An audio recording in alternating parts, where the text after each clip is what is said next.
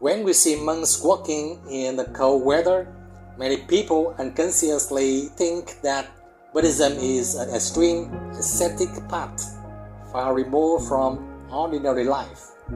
But the more important question is why, in the midst of modern warmth, comfort, and safety, we still often feel anxious, disordered, empty, and easily exhausted, while Buddhist monks are able to maintain steady peace and ease. There is a familiar truth that few dare to face directly, that modern humans do not suffer because of a lack of comforts, but suffer because of over-dependence on modern comforts, because they bring pleasurable feelings that are hard to give up. We live in an environment where everything is designed to deliver quick pleasure. From smartphones, social media, fast food, to constant shopping and entertainment. At first, the pleasures of modern conveniences help us relax, connect, and feel comforted after stressful working hours.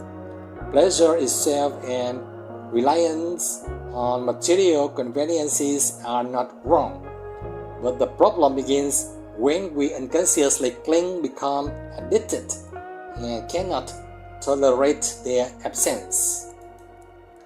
Then inner emptiness appears, leaving us helpless without modern conveniences, unable to do anything else. Continuous stimulating demands push the mind to become accustomed to the quick comfort of our conveniences, and gradually we lose the ability to rest in ordinary moments when there is no stimulation. Inhale gently, follow the breath as it flows through your nose, fill your chest and reach down to your belly. Exhale, feel the breath leaving through your nose and notice your belly softening and sinking. In the second state, it is the opposite. If we are trapped in suffering or force ourselves into hard self-mortification within extreme limits, our reactions feels frozen. This is a stopping point in pessimism or force suppression, which can lead to depression as vitality is constricted and gradually fades away. Some people choose a path of overly harsh ascetic practice, forcing themselves into rigid limits that make the mind stiff and repressed, lacking clarity, causing both body and mind to function in difficulty and completely lost the truth value of mindful, happy, and peaceful human living. Only when we move beyond these two extremes or are no longer dominated by them can we say that life is naturally balanced, peaceful, and happy. That means not chasing pleasure until addiction makes it hard to let go and suffering arises, nor sinking too deeply into coercion and suffering that also disturb the mind. Both extremes need to be clearly understood and released so that we can walk in the middle way that Buddhism has pointed out. Hello, I am Teng from meditation channel Lotus Zen 8 Hour.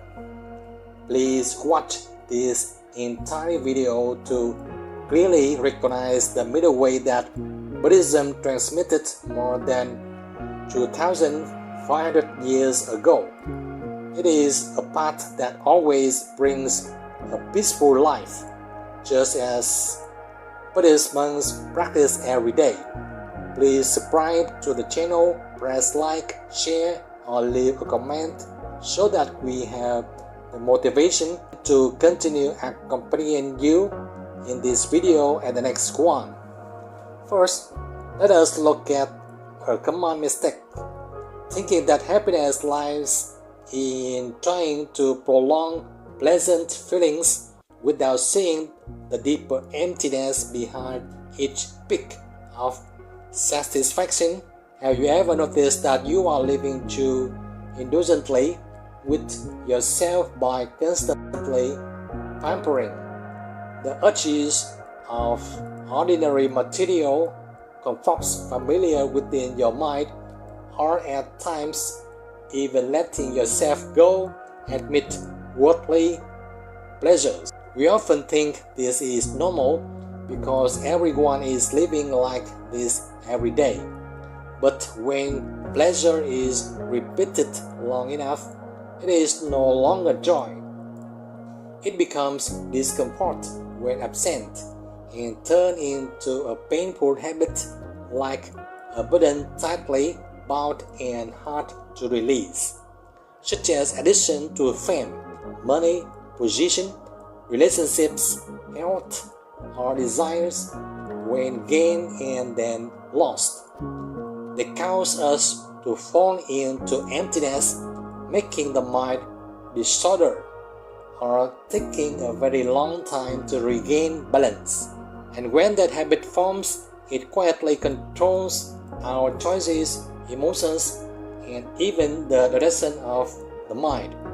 The more we chase enjoyment, sometimes with intense craving, sometimes with weak and hopeless longing, the more vague, empty, and uneasy the inner world of many people becomes. When that pleasure is interrupted or rises high and quickly fades, it gives us a sense of loss and dissatisfaction, as if the mind is lacking and empty and needs to be filled immediately. At that time, we may rebel, feel restless, irritated, even angry, leading to disregard for conflicts and dispute, even though in reality no danger is happening. This is a clear sign of subtle dependence that many people mistakenly believe to be happiness. Short-lived happiness always comes quickly and leaves quickly when external conditions change, while lasting peace comes from the ability to remain at ease without demanding anything from one's inner conditions. And when mindfulness is lacking, a new cycle of compulsive seeking begins, chaotic and without an end point, never reaching truth satisfaction because we keep searching within illusion. Buddhism says that pleasures clinging too much to conveniences or external forms leads to attachment and suffering. So they practice living with sufficiency, step by step, letting go, so as not to remain dependent or attached to them. Right now, try pausing for a few seconds and feel the ordinary pleasant sensations of desire, from the satisfaction of status, money, loving, relationships, and binding possessions that are present in your mind. Then return to observing sensations moving through the body, the coolness on the skin, the comfort of the breath, or a bit of tension quietly existing. Just notice, no need to change. No need to push away any sensation with each in-breath and out-breath. Inhale gently through the breath as it flows through your nose. Fill your chest and reach down to your belly. Exhale with the breath leaving through your nose, and notice your belly softening and sinking. When you truly observe, you will see that pleasant sensations are also impermanent, and unpleasant sensations do not last forever. Because of a lack of mindfulness, we stubbornly chase pleasure. The mind keeps demanding more, and satisfaction becomes increasingly short-lived. On the contrary, if you suddenly force yourself to give up on comforts, with rigid willpower, the body and mind will resist and become even more tense. Therefore, we learn to patiently return to the breath whenever we realize we are restless or lacking some familiar sensation, and not allow pleasure to control our body and mind. With just one mindful breath, you are overcoming our craving-driven habits with understanding, not with force or avoidance. On the opposite side, there are people who are overly strict with themselves. They constantly live in habits of fear and anxiety. They are often stuck in the belief that truth, peace, and happiness are very difficult to attain. Many people react against indulgence by choosing a path of harsh discipline, viewing self-imposed suffering, deprivation, and self-mortification as proof of serious practice and spiritual value. Then they choose it and become trapped on that path for a very long time, unable to escape. This approach is often an extreme form of forcing, driven by fear of mistakes, fear of karma, fear of weakness, fear of not being good enough, making people believe that only by punishing the body and mind can they prevent themselves from falling astray. The problem is that mindful discipline does not mean torturing the body, because when the mind is foxed by fear, it is not understood but merely controlled, creating new tensions that are very hard to recognize. Inhale gently, follow the breath as it flows through your nose. Feel your chest and reach down to your belly. Exhale, feel the breath leaving through your nose and notice your belly softening and sinking. When you allow yourself to observe the breath in this way, you will clearly see the difference between iron willpower and gentle wisdom, between controlling to be right and observing to understand. When we see Buddhist monks walking with a relaxed and peaceful state of mind, transmitting calm and peace to many people, we ourselves becomes less tense. If you focus incorrect practice, view self-mortification as enlightenment, and use fear as motivation, practice will gradually turn into an inner battle, where the body becomes exhausted and the mind tightens and closes even more. On the contrary, when we practice with ease and mindfulness, learning to listen to limits through each rhythm of the breath of body and mind, gently adjusting so that discipline becomes wise care rather than unconscious punishment. Because excessive suffering does not give rise to peace, but instead creates disorder and continued pain. Fear and anxiety cannot nurture wisdom, they only erode trust. Only honest observation through the Middle Way of Buddhism helps you step out of the too familiar extremes above. Therefore, instead of forcing and straining ourselves with desires, let us begin with one mindful breath. Recognize that our habits are no longer suitable and allow your path of practice to soften while becoming more steadily peaceful. Inhale gently, follow the breath as it flows through your nose. Feel your chest and reach down to your belly. Exhale with the breath leaving through your nose and notice your belly softening and sinking. Monks walking for peace walk only to observe with mindfulness, not to seek pleasure to cling to, nor to avoid discomfort or practice self-mortification. They stand firmly in mindful observation throughout the entire journey. And at night, they sit in meditation, bringing mindfulness through our four posture of walking meditation, standing meditation, sitting meditation, and lying meditation.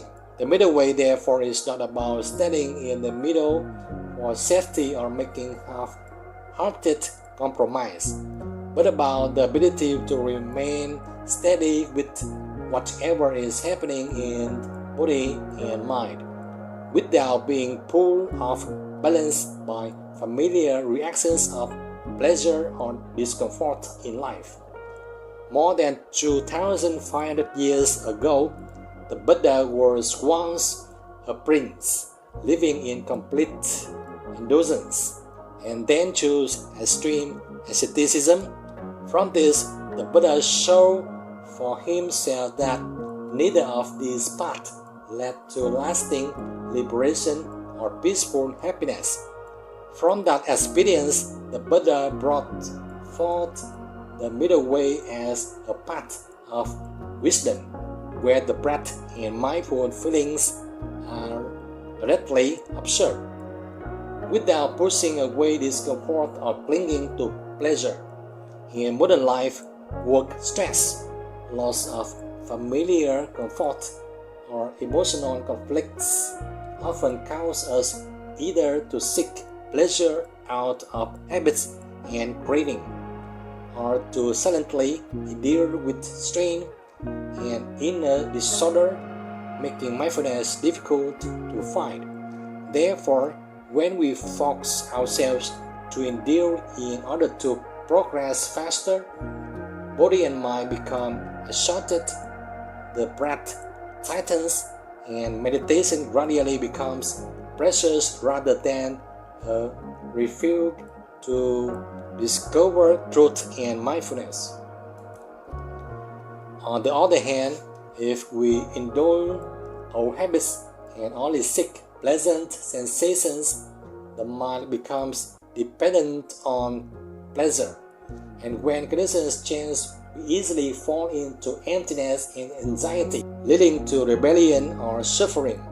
Now let us pause for a moment to return to the breath, not to achieve anything, but simply to observe and clearly see where we are, bringing the mind back to the body with peace in this present moment. Inhale, gently follow the breath as it flows through your nose, fill your chest and reach down to your belly. Exhale, feel the breath leaving through your nose and notice your belly softening and sinking. With clear and mindful observation, receive that both pleasant and unpleasant sensations arise and pass away, and this very knowing helps us transcend our suffering, seeing that these experiences occur continuously or suddenly, as impermanence constantly affects this body and mind. So why does the middle way help participants remain peaceful in the cold without needing to resist circumstances? The answer lies in the fact that they do not let external conditions determine or pull their inner world, but use each breath to clearly see impermanence, suffering, and the uncontrollable nature of feelings, allowing mindful peace to remain constantly present within them. For us, time is needed to adapt and adjust. Therefore, we do not need to change our entire life, but simply recognize which extreme we are learning toward and gently turn inward to observe and move toward peace and harmony. Each day, choose a few familiar moments of discomfort or clinging pleasure, such as fatigue or irritation, then breathe slowly and note the sensation without reacting. When the mind gradually becomes stable by reacting less to unnecessary desire and cravings, body and mind are no longer worn down by tensions or indulgence. At this point, the clarity of wisdom naturally arises from understanding through recent observation of the real changes within body and mind. Monks walk in the cold and hardship not to prove anything, but to live fully with their present bodily and mental experience, where each step is illuminated by mindfulness. At this moment, the Middle Way is no longer a distant teaching, but a very real way of living. Let us begin by returning to observe one conscious breath right now.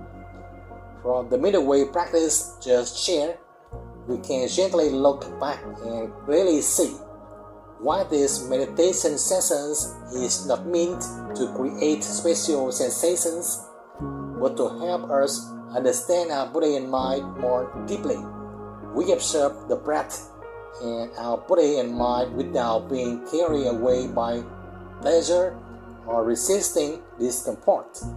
As a result, the mind becomes less shaken by changing conditions or by the pressures of desire in daily life.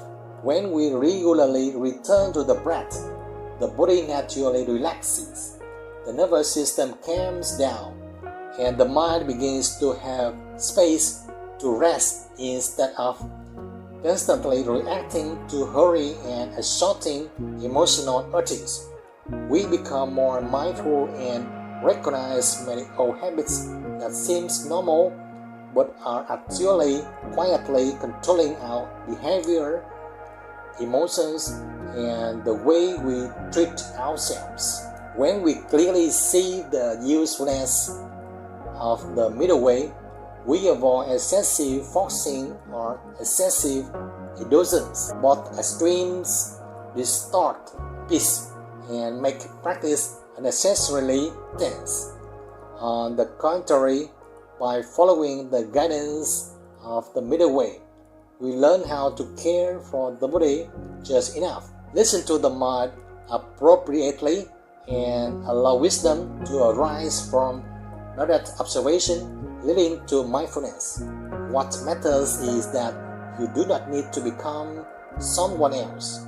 You only need to continue practicing steadily, bringing mindful breathing into each small activity of the day. Inhale gently, follow the breath as it flows through your nose. Feel your chest and reach down to your belly. Exhale, feel the breath leaving through your nose and notice your belly softening and sinking. Each time you can recognize that you are living toward an extreme. You have already progressed far beyond before. That is not a mistake, but an opportunity to return to deeper balanced mindfulness. This path does not depend on special conditions or ideal circumstances, but is present right now where you are breathing and living. The journey in the game, the breath, will become more and more fascinating if you truly cherish it. This practice, just like a habit, is a key to unlocking every doorway within your body and mind. So keep watching and keep practicing with me in this video and the ones to come. If you have any thoughts or reflections, feel free to leave comments below. And if this video helped or inspired you, please click like, subscribe, and share it with others. Thank you.